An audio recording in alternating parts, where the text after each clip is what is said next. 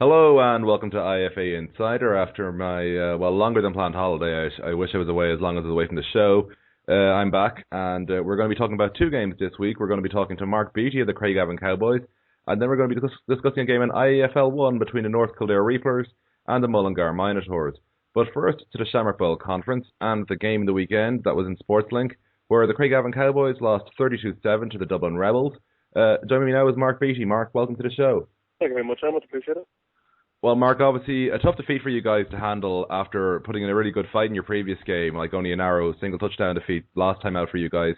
I suppose you were playing O-line, so from what the Rebels are putting against you guys defensively, like what were they doing and from what you could see in terms of D-line, and what were you guys doing to try and counter it?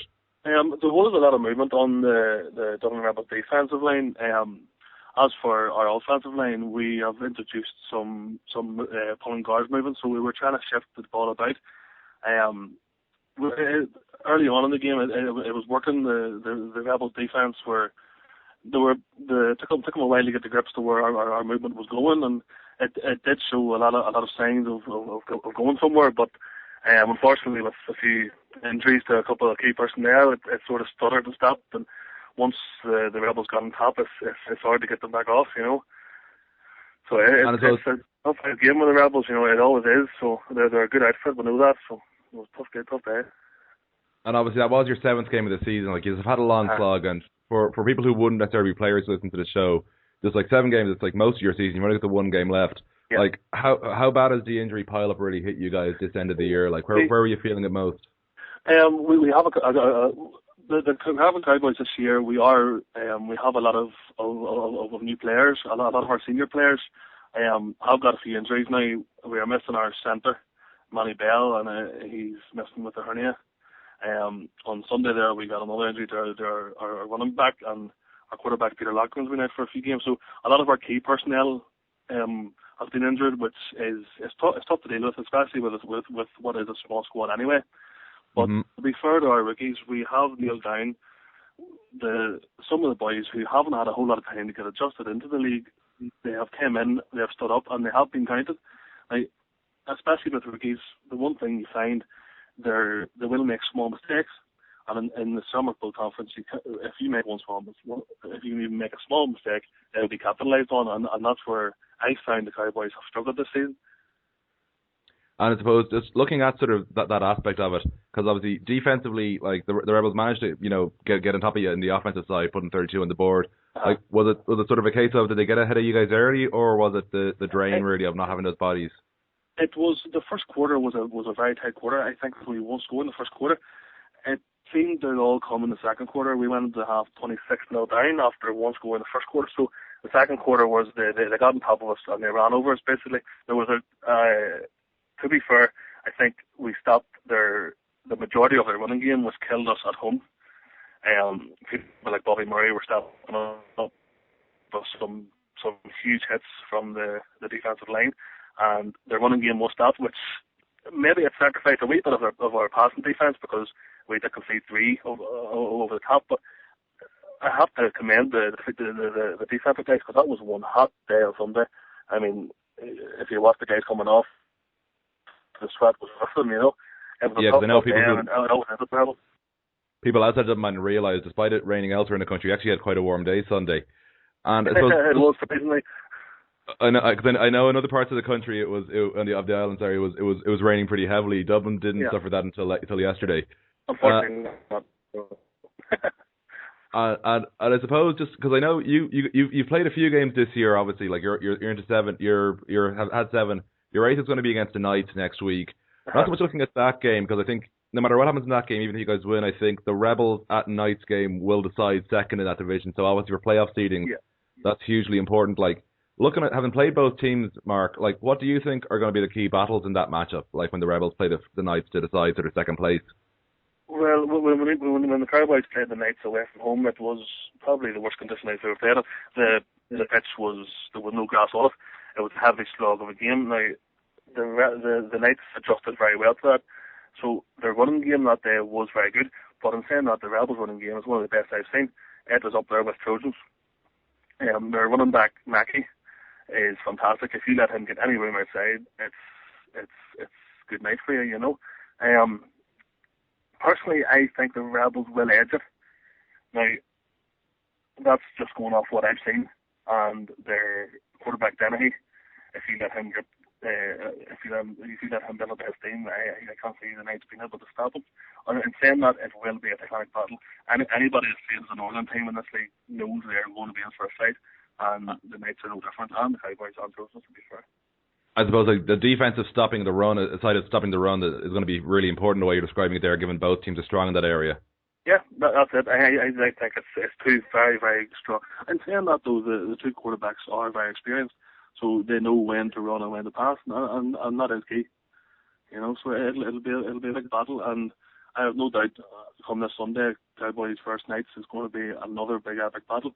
And a lot of people are going to be looking at this thinking Cowboys have nothing to play for here. They're going to the Knights are coming to go there for a victory, but I can say for every Cowboy that's not going to be the case. You know, we are playing not only for pride, but for finishing above the Rhinos. If we win on Sunday, as far as I'm aware, Cowboys will finish above the Rhinos, and I know it's not much. I know it's not a playoff. I know it's not getting to the wild card spots, but that's a big thing for Cowboys because I have to be thankful for some more mercies at the end of the day, you know. That's great. Well, listen, Mark, thanks for joining us on the show this week, and good luck this Sunday. Thank you very much, I appreciate it. And next we take our attention to IAFL 1, where the North Kildare Reapers enjoyed a huge 40-6 win at the Mullingar Minotaurs. Here with me to talk about that game, and I suppose rather after giving the scoreline, he's their offensive coordinator, is Brendan McAleese. Brendan, welcome to the show. Thanks, Emmet. Thanks for having me on. Well, so Brendan, the first thing that jumps out to me is, in your previous 3 games combined, you'd had 12, 8, and 2 points in each of the outings. You go to Mullingar, Harbour Field last Sunday, you explode for 40 points. What happened? Well, basically, what happened was the guys took a good look at themselves. Our last outing against the Dragons, where our offense basically failed to score, and their defence pulled us out of a hole with a 2-point safety. So we sat down, we looked at what was wrong. We fixed holes in our offensive line. We got people to practice properly, and we went back to basics.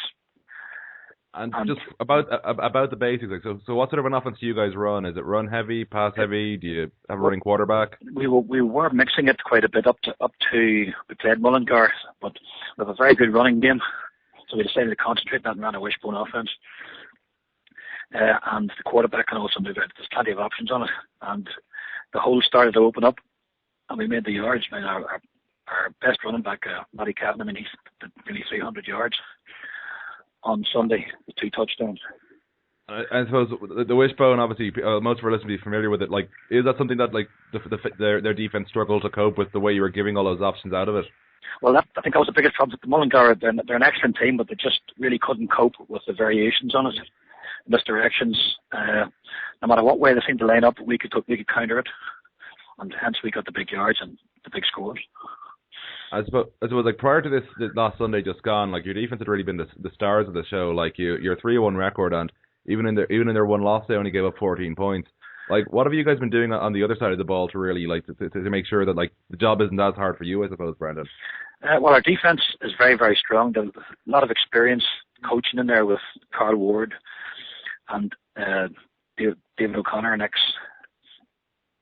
ex-Dublin player, who plays on our line and is linebacker, and they bring a massive experience to it. They can call their plays quickly on the field, and they can read and close down other offenses fairly, fairly quick. And in this division, since everybody's really learning still, it's a lot easier for the experienced player to see what's going on.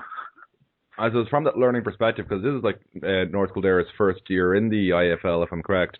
It is, and, yes. Like, so for a lot of your guys, have you got many guys who've had experience before, or is it pretty much entirely guys new to the game? Most of it will be fairly new to the game. They came through the DV8s, and that's where they got a lot of their skills from, and were able to build on it, and then develop from 8s to 11s. They knew it was going to be hard to get into 11s because there's a lot less space and things happen a lot quicker than they are in 8s. But they've still got a few guys there like that would have a fair bit of experience that keep them on a straight line. Sorry, go on ahead. I suppose the natural difference between playing IFL 1 and the old DV8 format is you guys have to get used to special teams. So have you guys shown development that over the 4 games? Towards special teams? Yeah. Well, we haven't been able to play it at all, obviously, as you know, because this is our first year in it. but we're going to have to develop it. I thought IFL 1 had it, sorry. No, some of the teams have it. I mean, the Tullamore and Antrim can do it. Or not Antrim, sorry, Meath can do it. But any team that hasn't played, this is their first year, we can't do it. So. And these are things you learn when you're host of the league's official podcast, guys. So I suppose in that respect, like, so what's the difference for teams when they play you, like having to get used to it? Because I'm guessing it's whenever there's a change in possession, it's just take over in 25, is it, or how does it work? It's basically you walk the ball off 40 yards, or if it's less than that, it's I think it's 20 yards from the other goal line. It's hard to. It's good for a defense. Basically, you can get them up to halfway. Basically, on offense, you can push them back on their own goal line all the time. Mm-hmm. So it's defense friendly, and it takes a lot of the excitement out of the game. But you can see with the limited numbers some of these AFL 1 teams would have, you need the extra numbers for special teams, and a lot more injuries can happen there, of course. So they want to make sure everybody's experienced enough before they actually introduce it, I suppose. And I suppose the common issue for teams in IAFL 1 is the long gaps between games. Yes. For you guys, I'm guessing that's actually a benefit given you are breaking these guys in. It does. It did at the start, but once we've got into it now, guys want games every week, every 2 weeks, because you can only practice so much, and then you get anxious. Of course. And they want to play. They want their next game. Now, we're lucky this week to actually play the Minotaurs again on June the 9th, Sunday week. So yeah. They're coming to us. So I'm sure they'll be trying to get a bit of revenge and hopefully get a win over us. And I'm just looking at your run, and you've got the Minotaurs again. Then you're home to the Lightning. Yes. And your next one, and then the Bulldogs a week after that. So you got 3 weeks after that. So you've got a pretty well, I wouldn't say packed slate, but it's pretty busy slate all the same. I suppose these are very different teams. I've spoken to the coaches from Meath and from Drogheda before. Yeah. So when it comes to, like, because obviously you're going to have 2 games against a familiar opponent. The challenge for you getting your guys ready for a different team, I suppose, in a couple of weeks after having that familiarity in Mullingar twice. What's going to be a challenge for you, Brendan, really? Well, basically, I've been watching the other 2 teams that get whatever chance they have and just seeing what they're offering up on offense and defense. The biggest challenge is adapting to what they're going to throw at us defensively.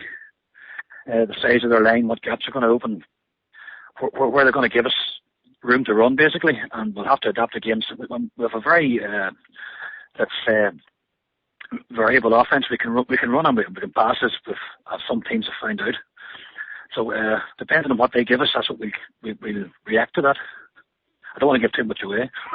Of course. Well, and the thing is, it's still, like, for people who haven't been following the table in IFL 1, it's still quite early days. Everybody's playing. Is it 8 games? I think. Am I correct? Or yeah. We play everybody once, and then we've played one team twice. We play Mullingar twice. So yeah, it would be. And yeah, so you're going to have a pretty busy slate, and it's quite close in terms of deciding who's going to win it all at the moment. Because obviously you guys are 3-1. We got Dublin Dragons are 2-2, and they just had a win at the weekend there. The Wolves are 2-1. They've only played 3 games, and even Tullamore and Drogheda aren't out of it at all, nor Meath. Like, nobody's really out of it, so nobody can really let up. Every week, cases have changed on the table. So no, you've just got to go out and win your games. That's all you can do. Not worry about what the other teams are doing. Well, Brennan, that's been great talking to you. Thanks a lot for joining us on the show this week. Okay, thanks. Bye-bye. Great. And that was Brendan McAleese, the offensive coordinator with the North Kildare Reapers. Before we go, we're just going to go through the results of last weekend and then look ahead to the next set of fixtures.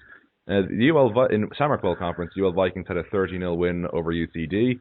Craigavon Cowboys 7, Dublin Rebels 32. We mentioned that game earlier, of course, on the show. And in IFL 1, there were 2 results. The North Kildare Reapers 40, Mullingar Minotaurs 6, and the Dublin Dragons 14, Waterford Wolves 12. And finally, the fixtures for the week ahead. Trinity College have got a walkover already, but there are 2 games to be played in Shamrock Bowl Conference. The Belfast Trojans are at the West Dublin Rhinos in Castleknock College. The Carrickfergus Knights are at the Craigavon Cowboys in the People's Park Portadown. And the Drogheda Lightning are at the Meath Bulldogs, that's in Navan Rugby Club.